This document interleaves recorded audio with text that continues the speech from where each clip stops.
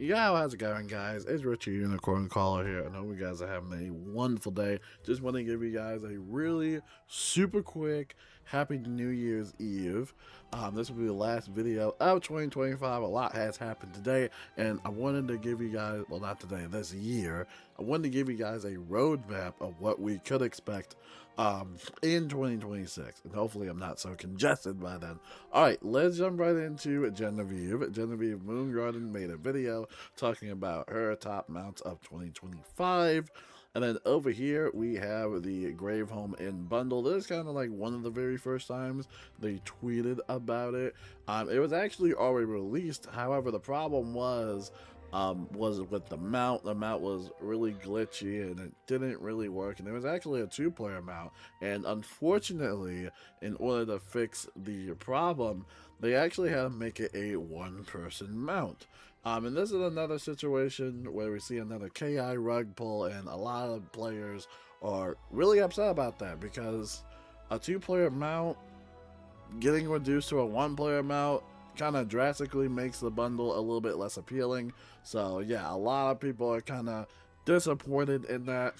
And then honestly, I mean, we're going into 2026.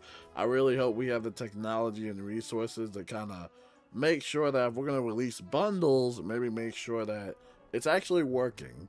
You know, I feel like lately it's getting progressively worse and worse, and I hope that's not a trend in 2026 because, yeah, that sucks. So a lot of people are asking for refunds, or they just want like, an answer like what's going on with that. But yes, it is a one-player mount. So if you buy this bundle, just go in with that headspace. All right, let's go into the real quick 2026 roadmap.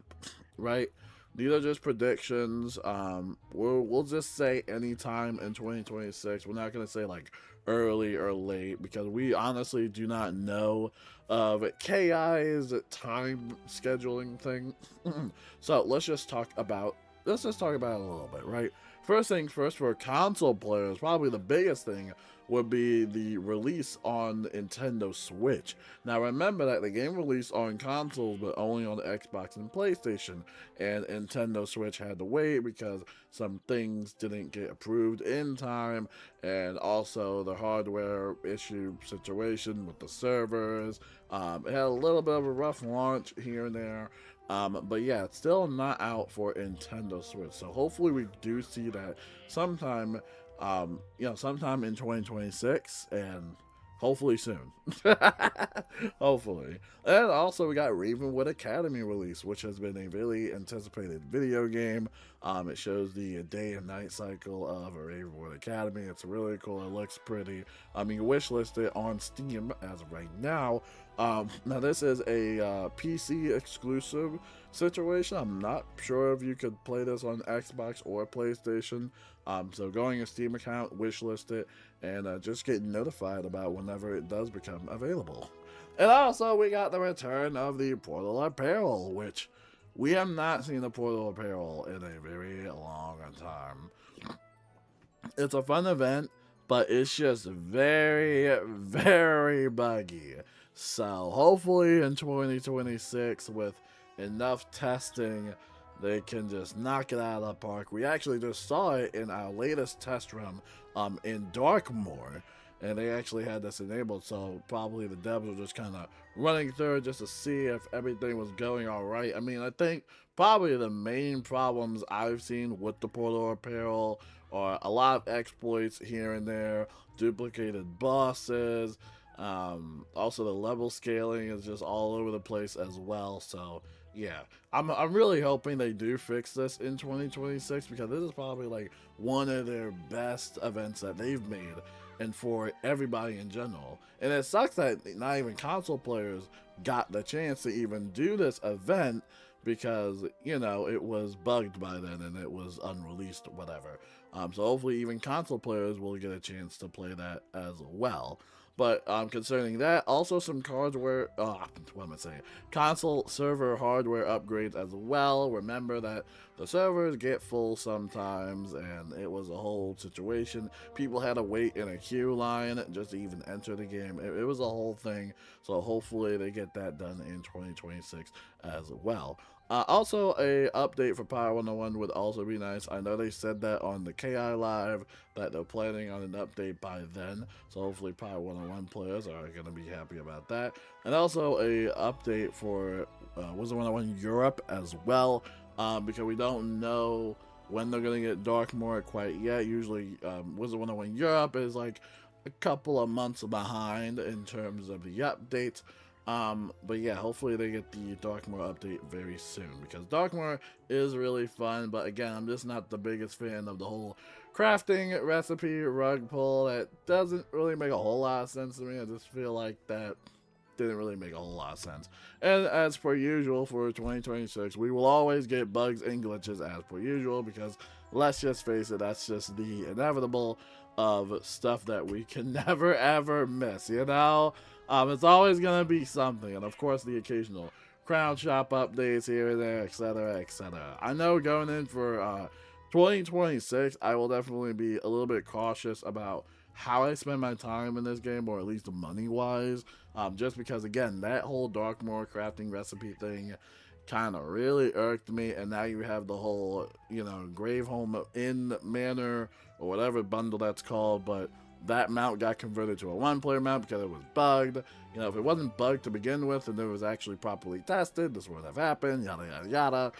You know, so I'm hoping that this doesn't become a trend in 2026. I really do hope that they kind of figure out what's going on. I know they said in one KI Live, or at least in an announcement, that you're going to see updates a little differently now. It kind of feels like we're not. It just kind of feels like we're still seeing updates the same way, especially concerning crafting. Like, if you're not 100% on how the crafting model should work, then in theory, a lot of players shouldn't even farm on launch to begin with, especially if you're not 100% sure, right? And the only thing Darkmoor needed was a transmutation recipe for the aged Ichor.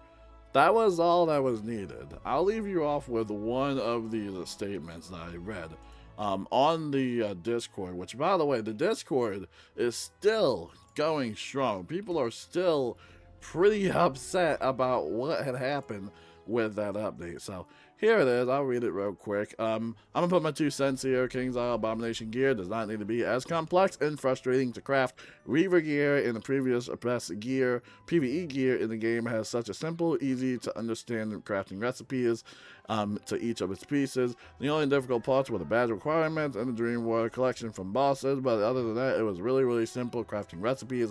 Abomination gear isn't exactly the best upgrade from Reaver, and I expect Reaver will still be a viable option for the next world, and the current recipe for Abomination gear is just so much more frustrating to accomplish than that the Reavers, you had one simple fix the community was asking for quite a while, and when you finally did the fix, you decided to change the recipe when it really wasn't necessary. And what your reasoning for changing the recipe is because it's not consistent with what?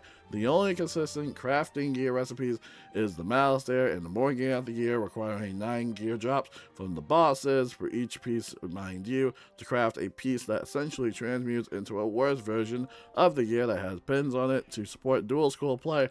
As the point in the game, there is no 130 pin gear for the beginning of Arc 4, yet 140 pins exist to enhance your level 100 pin gear, with a complete lack of shadow pip rate, unlike the Castle Darkmoor stuff, and they still kept going. My point is, there is no consistency with gear in this game. Your fans asked so little for you regarding Ichor, and the way you handled it could not have been any worse, even if you tried. Real corporate clash level of unnecessary changes there. All you had to do was add the Ichor transmute. If you were going to change the recipe anyway, why add the transmute? It wouldn't kill your game to make the best PvE gear in the game easier to craft. So yeah, people are still going hard in the Discord. You can join the Discord if you want and check it out yourself. But yeah, a lot of people, including myself, are genuinely upset about that. So hopefully going in 2026, this gets a little bit better. But as of right now, I probably just will not be playing this game a whole lot, or at least spending a lot of money on it. But hopefully you guys have a wonderful New Year. Don't let me be a Debbie Downer for you guys. Have a wonderful New Year's, and I will see you guys later in 2026. Peace out.